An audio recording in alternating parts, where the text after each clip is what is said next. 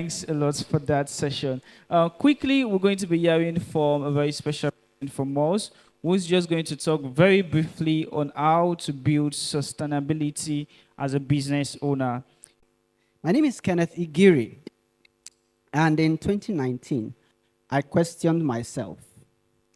I questioned myself about what all the experience and all the learning and all the schooling that I had means to me. Is it just to get the next job, right? So I decided to start something called the interactive ideation session, which is basically a strategy session for emerging and emerging entrepreneurs. I'm talking about those who are, you know, starting to get into the realm that some of you already are in, whether you are starting a business, a full-fledged startup, SME. So tools I use, something in my voice is affecting the mic. Please forgive me. All right.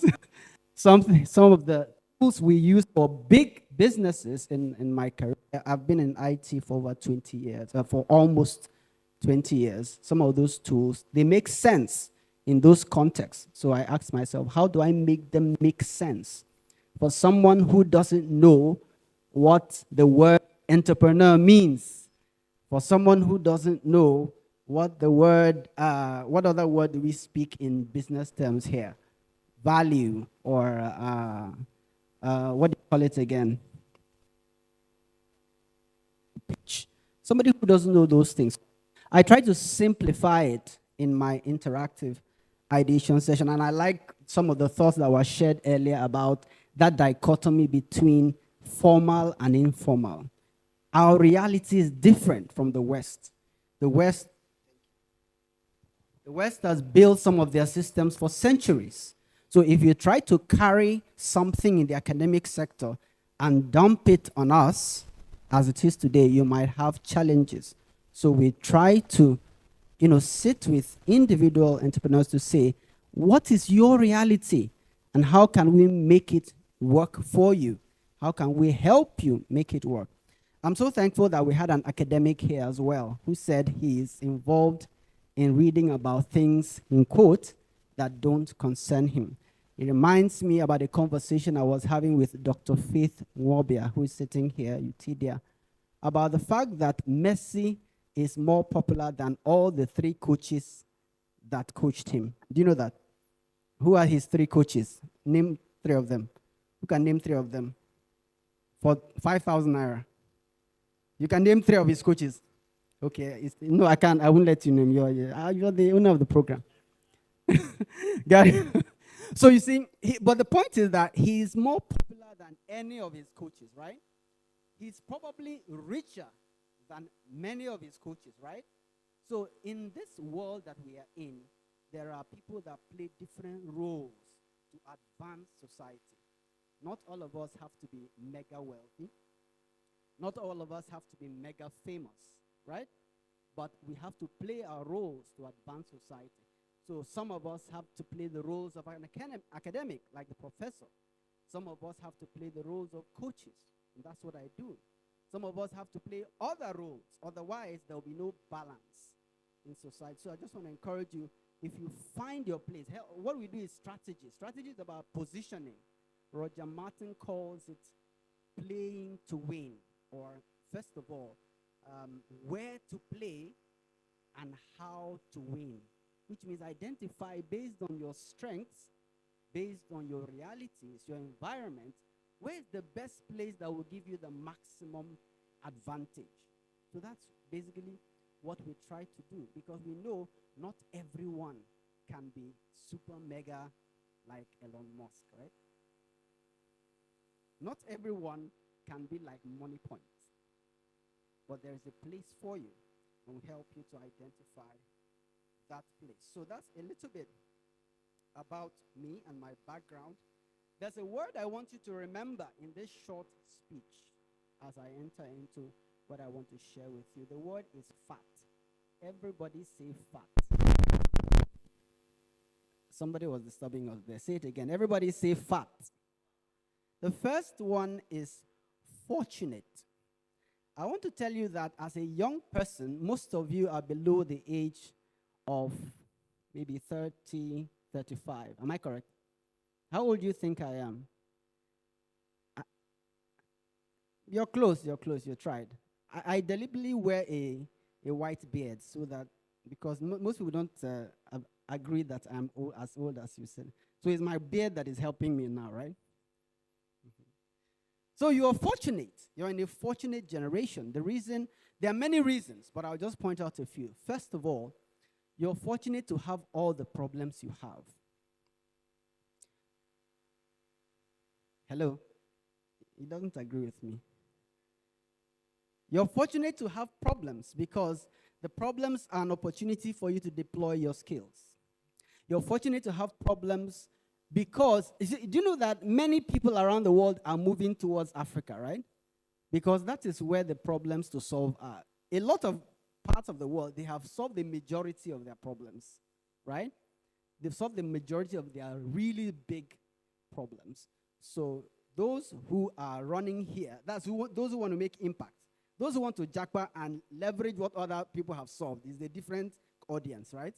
There are those who want to go and enjoy problems that have been solved. That's a different set of people. I'm talking about those who want to now make impact, make history, and influence the future.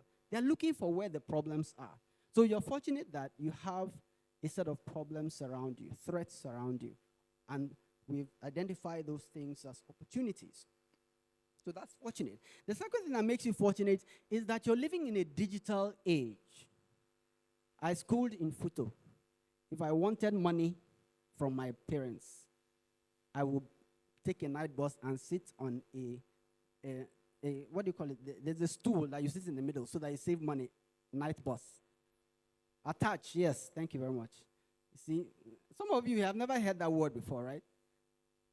You sit on a night bus, sit in the middle, yeah, and then you travel overnight because you need to save your last penny so that you can collect money. It's either that happens or somebody comes from wherever they are to visit you, right? So, but in your case, you make the call. What do you call it now? Transfer, right? You do transfer. And it's you can even call 10 uncles and say, I'm dying. Meanwhile, you're living very large. Say, I'm dying. Then 10 uncles will transfer 10,000 to you, right? They want. Then you say, yes, I'm a smart guy, you know. But you see, you're living in a digital age. So many things are easier to do. Business is easier to do. And that's why we talk about, in my space, bootstrapping.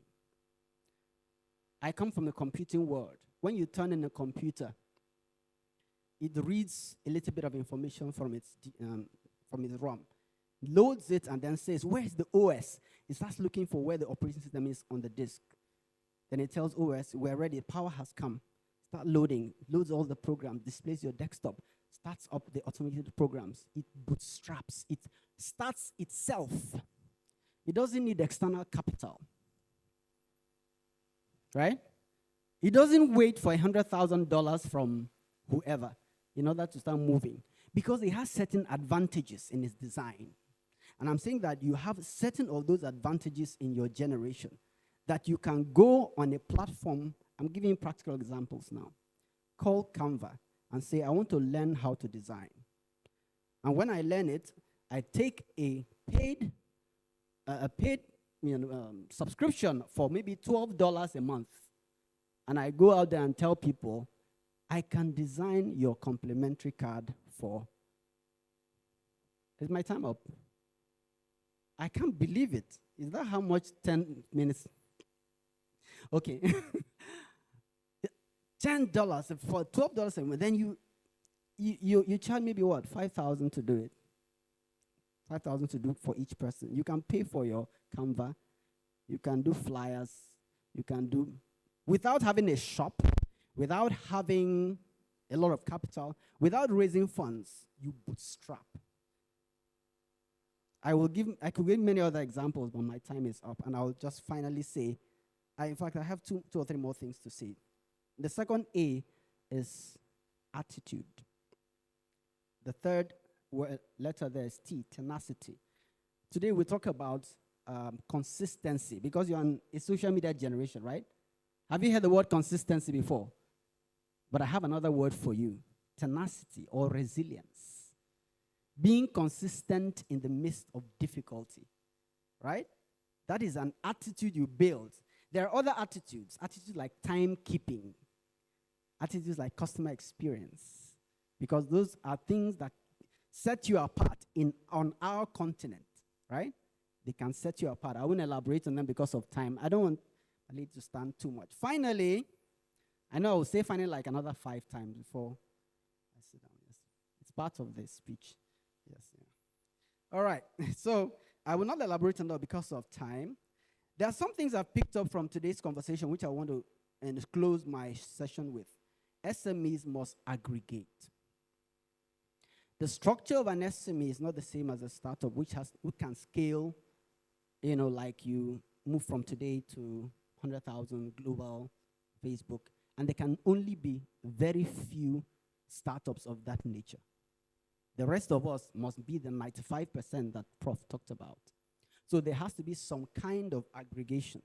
Aggregation in many forms. Example of forms is you are aggregating to consume consulting services or accounting services or legal services, which means I, as a person, I can't pay a lawyer by myself, but I can bring together 5 other emerging entrepreneurs. I will make one lawyer our common lawyer.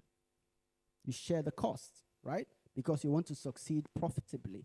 There are so many other ideas you could do that with. You have to aggregate. You have to aggregate even in terms of production. I told people in Ghana who are doing shea butter, everybody does shea butter, shea butter, shea butter, shea butter. Well, the only time they sell their shea butter is when we come for conferences like this. So I asked, can you please aggregate and say, look, we want to supply 10,000 packs of shea butter with one brand name to some company in the US or Europe. Because it makes sense. All you have to do is to standardize the input, the output. Tell every player in that aggregation that this is what we expect to be in that shea butter. Produce it. Let me do the branding and packaging. Forget about your big name you want to make and make money first. Hello? Am I a good guy or a bad guy? Please say it again louder. Okay, I know it's born again and delivered, right? Bad. Okay. All right, sorry for keeping you quiet. Yeah, so the Africa SME Assembly is driving that kind of aggregation. Aside from the event, there is the practice of aggregation. I want to make this statement. I don't want you to forget. It's from one of my admired seniors, Roger Martin. He said, knowledge upon which you can take no action is hardly worth having. So don't gather here and just go and say, wow, that was wonderful, awesome. Then you take all the facts, these things. You ask yourself, which specific information can I translate to value in my life? I will give you a simple example. We've mentioned LinkedIn here.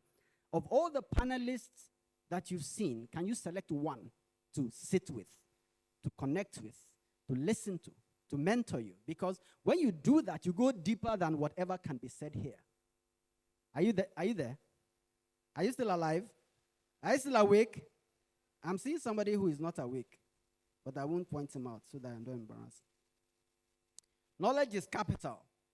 And aside from knowledge being capital, we always think of money being capital. Time is also capital. You can never recover time. You can recover money. Yes, I'm coming closer to you too. You can never recover time, even though you can recover money. So think about those aspects of capital: time, talent, and treasure. All right. So let me stop here because I'm now very scared of this lady coming closer to me. All right, give it a round of applause for Treasure. Thank you, Treasure, for organizing.